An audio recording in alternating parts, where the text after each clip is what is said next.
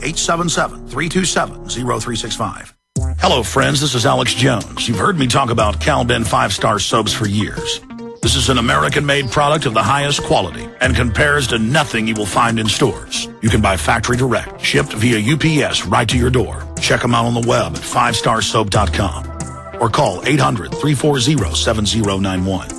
Take my word for it. Once you've used Pure Soap, you won't buy anything else. Since 1947, Cal-Ben Soap Company has been showing consumers that soap can be tough on dirt and gentle on the environment. Buy American and stay clean, as well as support InfoWars. Visit 5starsoap.com today or call 1-800-340-7091. Well, Marty, what do you have to say? As founder and owner for over 63 years, satisfaction is guaranteed or double your dirt back. Call us at 1-800-340-7091 for a free catalog or visit our website, 5starsoap.com. Thank you. They helped to create a new world order. We are part of a new world order. A new world order based upon collective action. Invisible Empire is a damning indictment of the globalists through their own words and documents. The new world order really is a tool for addressing a new world of possibilities. It means all the world under their control. The United Nations would take over America. The Trilateral Commission would control the world. Invisible Empire chronicles how men of power and influence have worked in stealth for centuries to establish an oppressive world government. I believe, first of all, that we now need nothing short of a world constitution for the global financial system. Global governance with the establishment of the G20. So it's going to be an inner ruling elite and then everyone else. And I got news for you. You're everyone else. Invisible Empire. Secure your copy today at Infowars.com or PrisonPlanet.com or watch it online in the highest quality at PrisonPlanet.tv. He's the T-Rex of political talk. Alex Jones on the GCN Radio Network.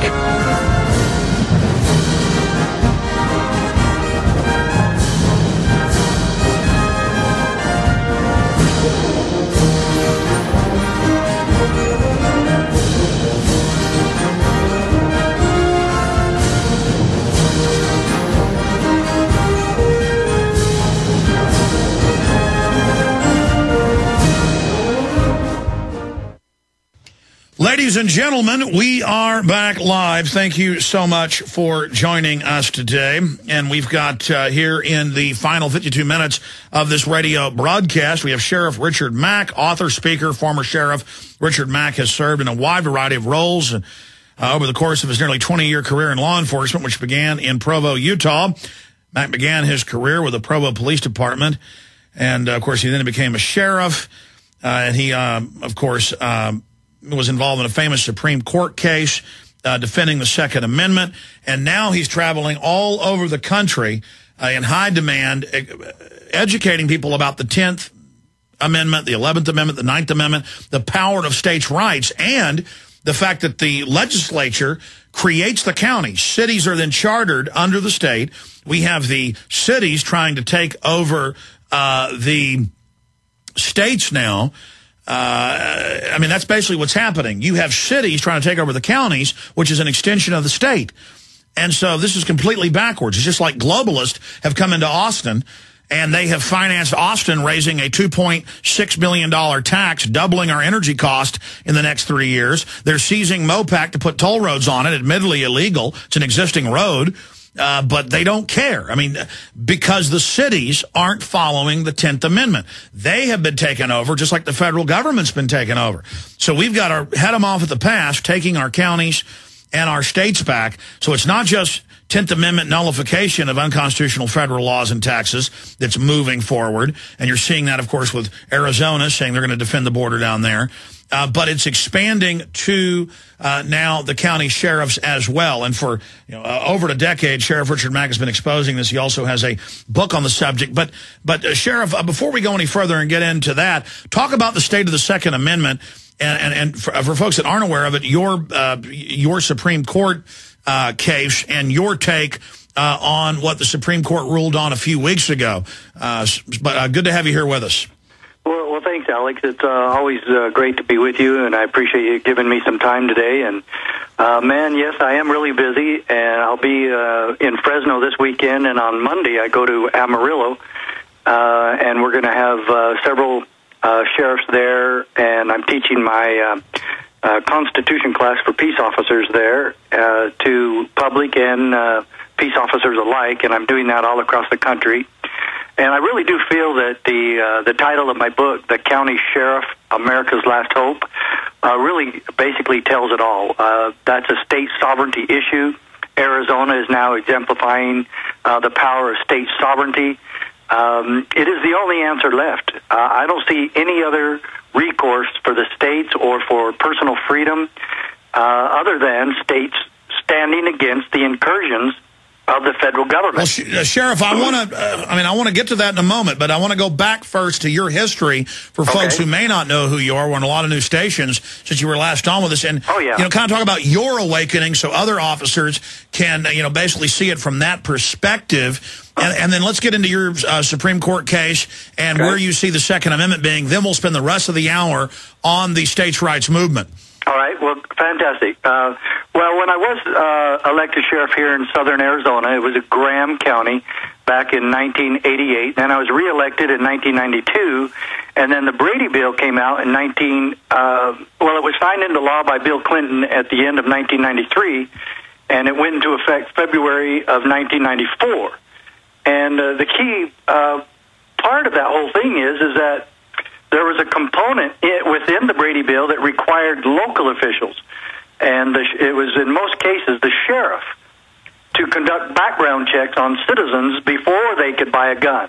So we're being forced under a threat of arrest. There was no money attached to this, Alex, as you'll recall, but there was a threat of arrest if we failed to comply.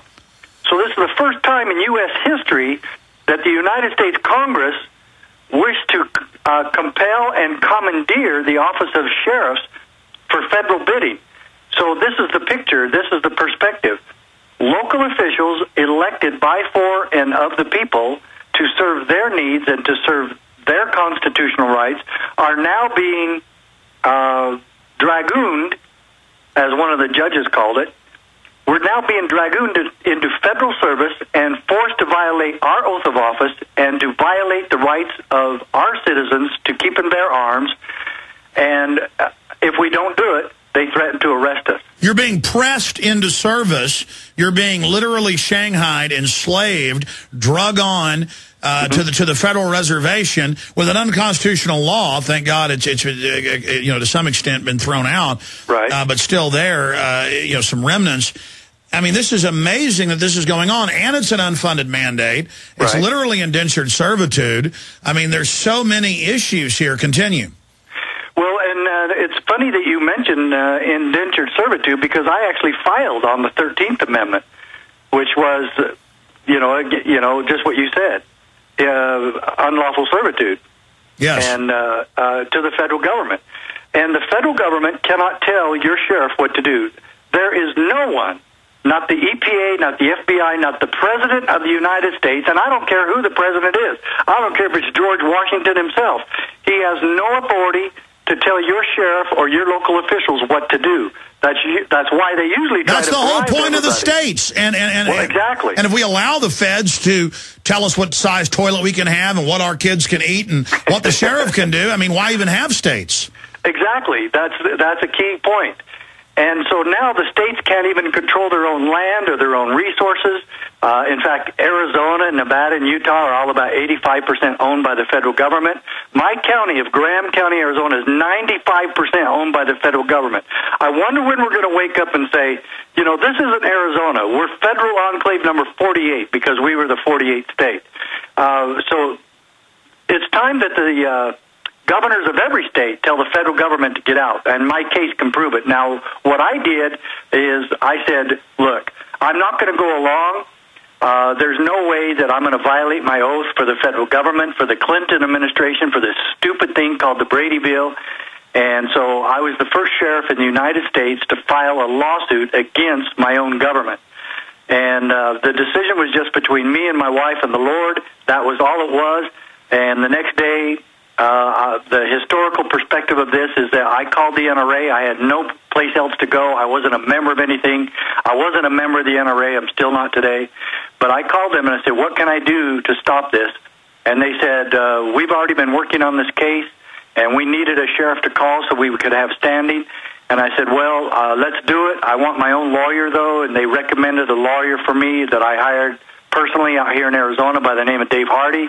He worked with the NRA lawyers, and we got this thing filed the very day the Brady Bill took effect on February 28, 1994. Then some other sheriffs joined the case, and there was only 5 or 6 that came in. Sheriff Prince from Montana and I ended up at the United States Supreme Court in December of 1996, and on June 27, 1997, the United States Supreme Court ruled that the Brady Bill was indeed unconstitutional, that the federal government cannot tell the states what to do, that they cannot, and this is in the ruling itself. Let me tell you what this is. So they indentured the gun dealers instead, and it should be thrown out on